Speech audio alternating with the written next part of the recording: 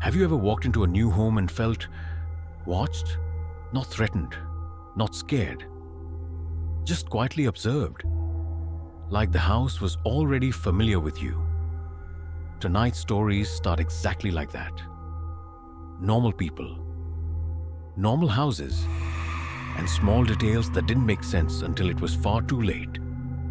Everything you're about to hear is 100% true, backed by real records and real witnesses. Some names are changed, but the horror is real. Before we continue, hit like. It helps these stories reach more horror lovers like you. Comment where you're watching from, because you're part of my horror family, and I want to know where my family's watching from. Also, comment which story hits you the hardest. And if you subscribe, you help fuel this channel so I can keep bringing you true stories that never quite let go. I moved to the Appalachian foothills because I wanted quiet, and because quiet felt like something I'd earned after the divorce. The house sat outside a dying town called Laurel Fork, tucked between two ridges that caught fog like a bowl. One road in, one road out. The real estate listing called it a single-story mountain home, which was technically true. White siding gone gray, tin roof rusted at the seams, and a porch that sagged just enough to make you step carefully. The first thing I noticed was the smell.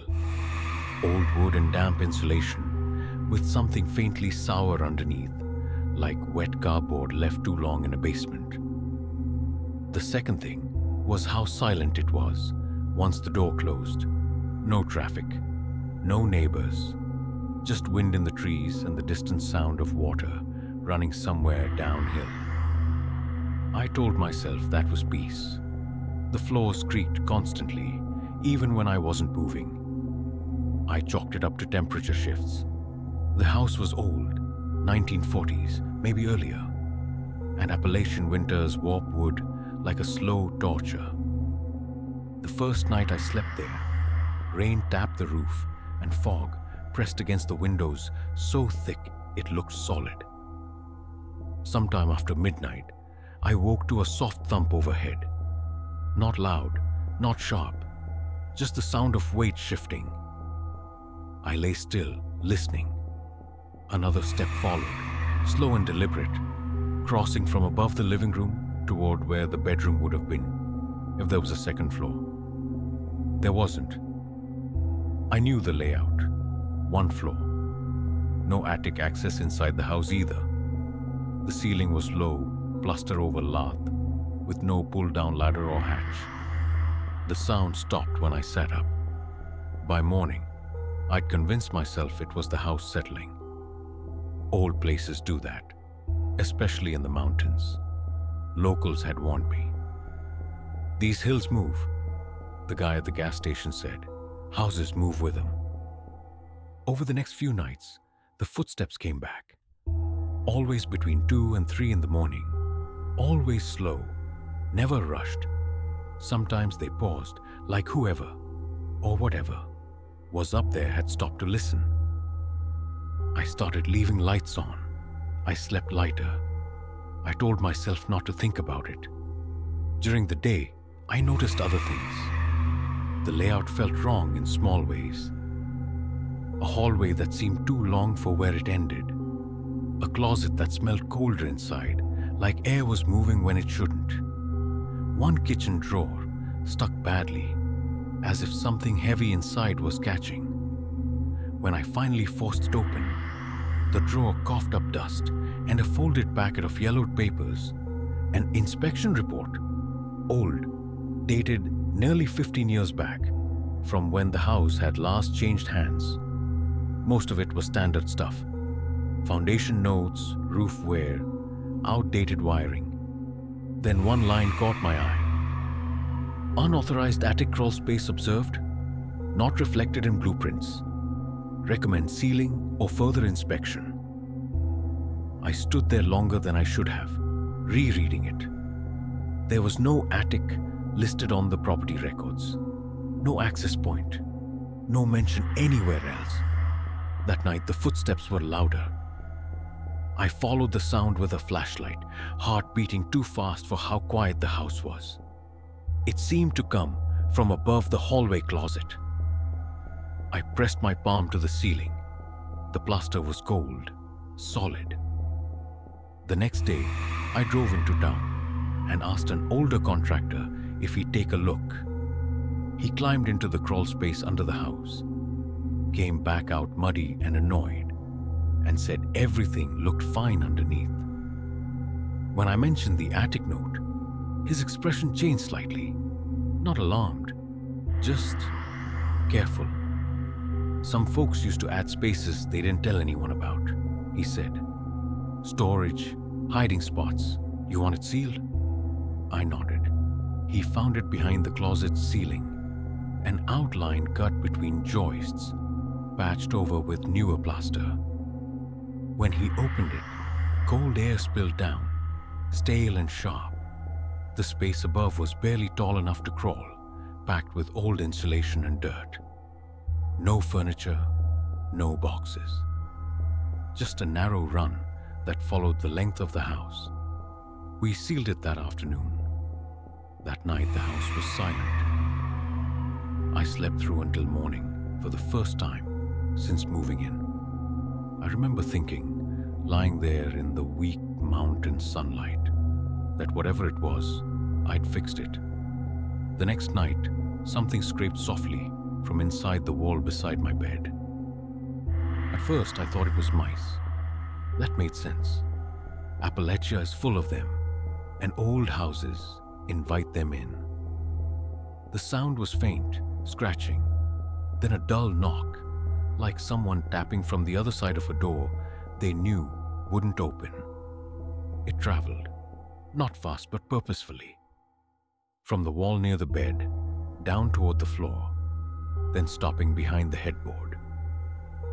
I lay there frozen, counting my breaths, telling myself animals move like that all the time.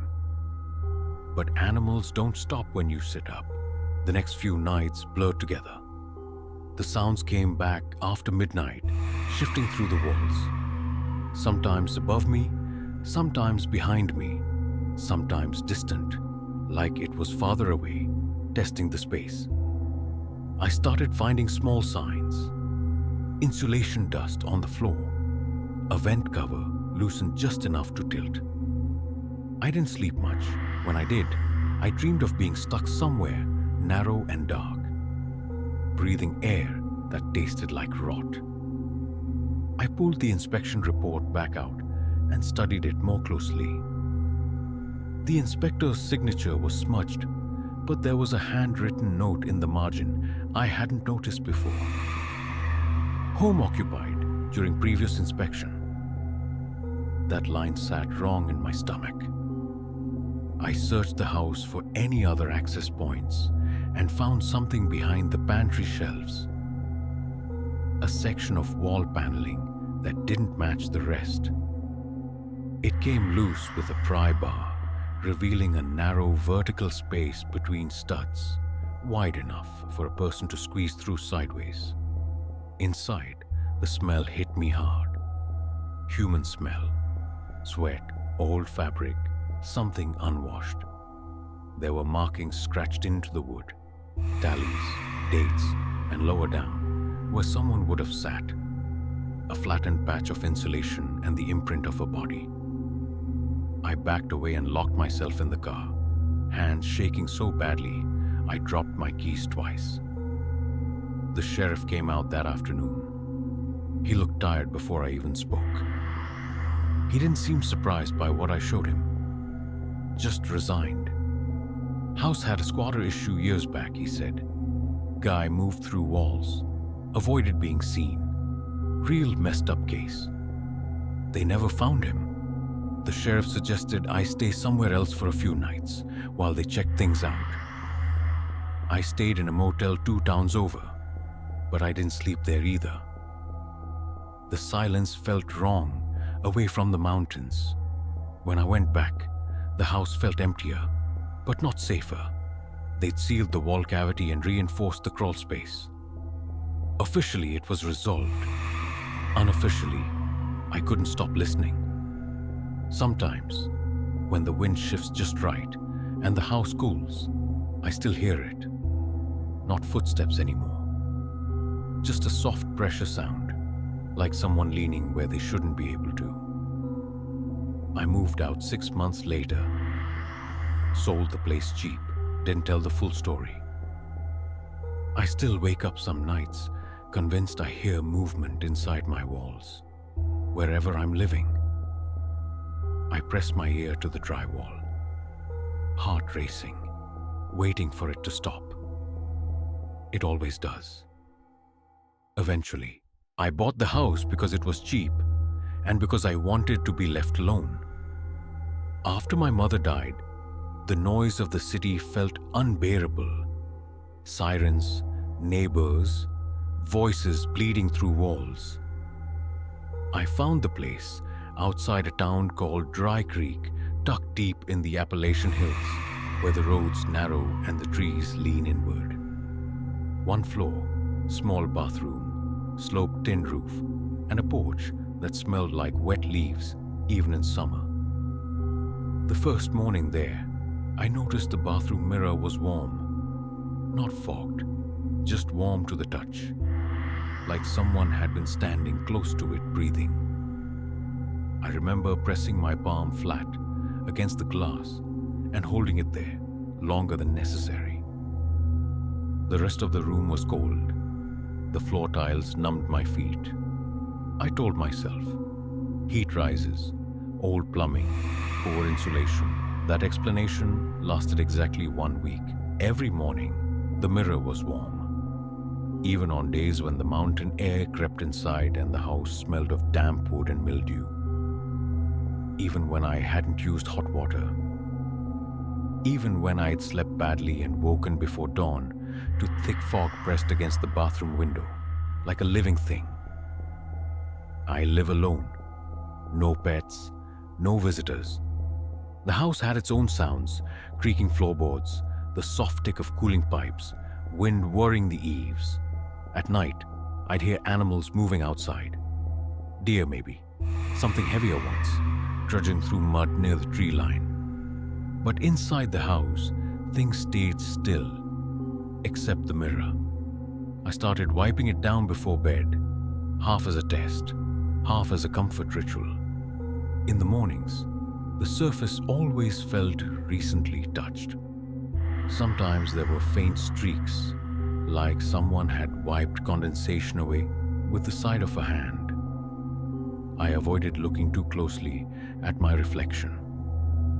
There were other things too.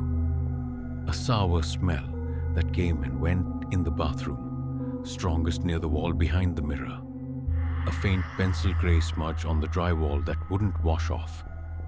A sense, hard to describe, that the room felt occupied even when it wasn't. The house itself felt tired.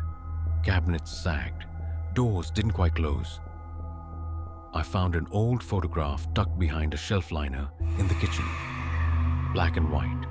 A family standing stiffly on the same porch I now sat on. The faces were blurred with age, except for one figure in the background, half hidden by shadow near a window. I slept poorly. Dreams came heavy and dull, full of narrow spaces and the feeling of being watched without being seen. One morning after another warm mirror and another wave of unease, I decided to replace it. The frame was old anyway, spotted with rust at the corners. I told myself I'd feel better once it was gone. When I lifted it off the wall, dust fell like fine ash onto the sink.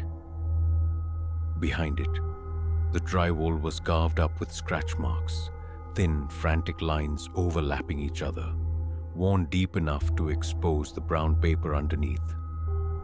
And written everywhere, in tiny, cramped pencil handwriting, were dates, hundreds of them. They climbed the wall in uneven columns. Some were faded almost to nothing. Others were sharp and dark, pressed hard, like the writer was afraid the marks wouldn't last. The most recent date sat alone near the center. It was from the night before I moved in. I stood there a long time, mirror heavy in my hands, feeling the house breathe around me. I didn't call anyone right away. I don't know why. Shock maybe. Or the quiet pressure of the mountains, the way they make you feel small and contained, like nothing you do will travel very far. I took photographs with my phone, though my hands shook enough that most came out blurred. When I leaned closer, I noticed some dates had small marks beside them. Lines, circles, occasional words rubbed nearly illegible. Cold, still, quiet today. The pencil smelled old. Graphite and damp wood. That night I slept with the bathroom door closed for the first time. I wedged a chair under the knob, even though it made no sense. I woke before dawn to the sound of rain hitting the roof and something else, softer. A brushing sound, like fingertips moving lightly over drywall. It stopped when I sat up. The next morning, the mirror, now leaning against the bedroom wall, was cold. The bathroom, though, felt different, heavier. The air didn't move right. The smell was stronger. I pulled the chair away and opened the door slowly. Nothing looked disturbed. No new marks. No footprints in the thin layer of dust near the baseboards.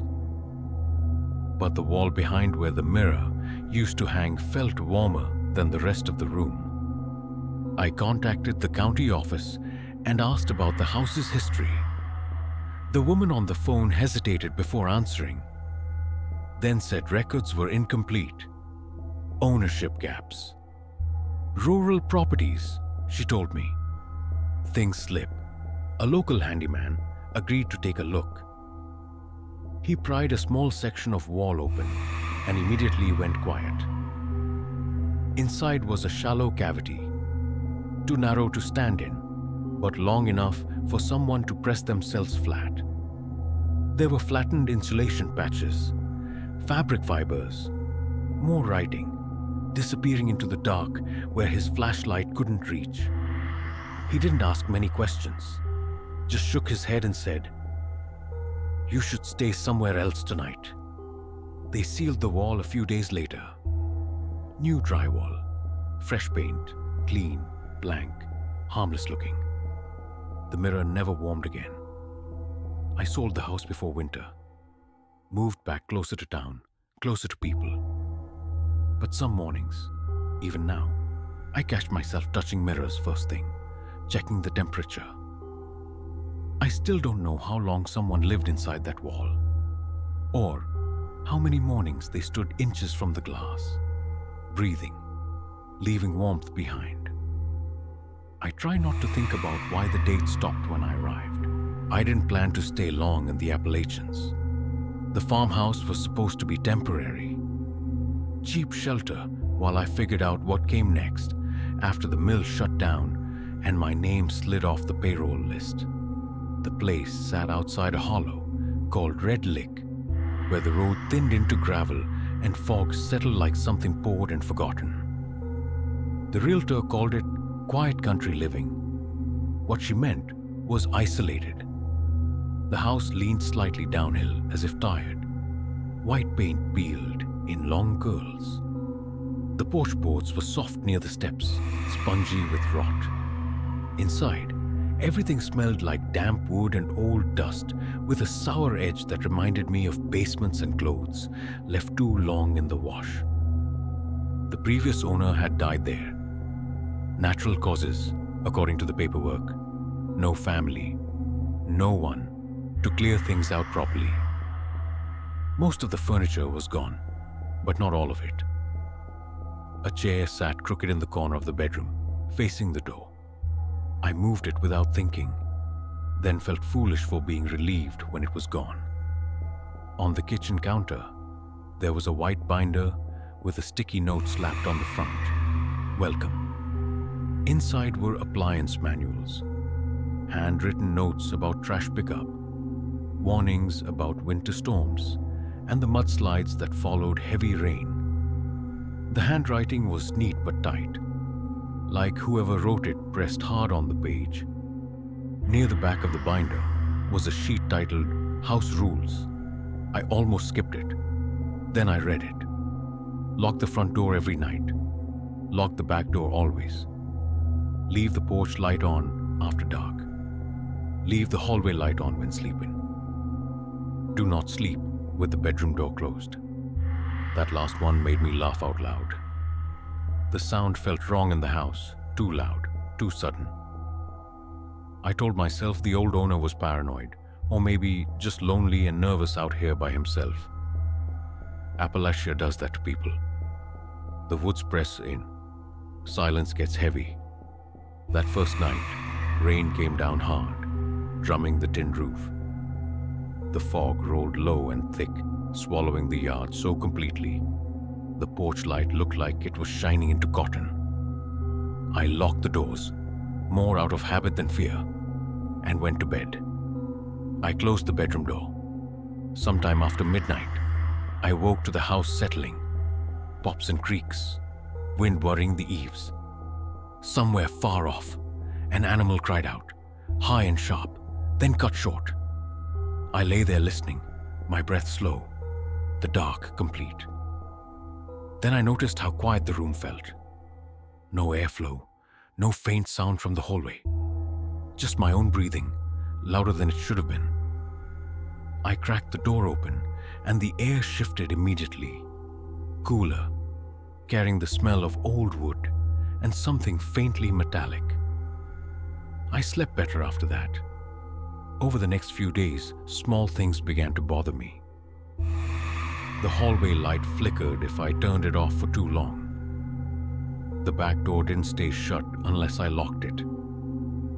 Sometimes, when I came home, the porch light was on, even though I was sure I'd turned it off. I reread the house rules page more than once, irritation slowly replacing humor. By the end of the week, I stopped closing the bedroom door. I told myself it was just easier that way. The night it happened, the rain had turned the yard into mud. I tracked it inside without realizing and didn't bother cleaning it up. I was tired in a way sleep doesn't fix. The kind that settles into your bones. I left the bedroom door open. Hallway light on, porch light on. I woke up choking. It wasn't sudden. It was gradual, like the air had thickened while I slept. My chest felt tight, each breath shallow and forced. For a moment, I thought I was having a panic attack. I sat up, hands gripping the mattress, focusing on breathing slow. That's when I heard it. Breathing, right outside the bedroom. Slow, controlled. In through the nose, out through the mouth. It matched mine. I didn't move. My eyes fixed on the crack of light spilling under the bedroom door. At some point, without me realizing it, I had closed it, or it had closed on its own. The breathing paused when I paused. When I inhaled again, it followed. I don't remember deciding to hold my breath. I just did it. My lungs burned. The silence stretched. Then, very carefully, the breathing started again. Softer this time, closer to the floor. I backed away from the door, every nerve screaming not to make a sound. The house felt too small, like the walls were leaning inward. I could smell something sour and human under the rot and dust. Eventually, the breathing faded. Footsteps moved down the hall, slow enough to be deliberate. I stayed locked in that room until morning. When the sun finally cut through the fog, I opened the door. The hallway was empty. The back door stood unlocked. Mud streaked the floor in long, careful lines, avoiding the light. I packed what I could fit in the truck and left the rest behind. The binder stayed on the counter. I still think about that rule sometimes. About why someone would learn it the hard way. then write it down so carefully. I sleep with doors open now, even in apartments, even in places that feel safe. It doesn't help much, but it feels wrong not to.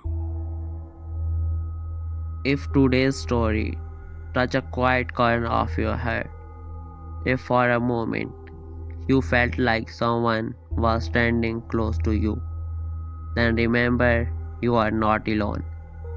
To hear more terrifying whisper in the depth of the night, subscribe to our channel Night Mare Whisper, because every story is not just about fear, it leaves behind a feeling.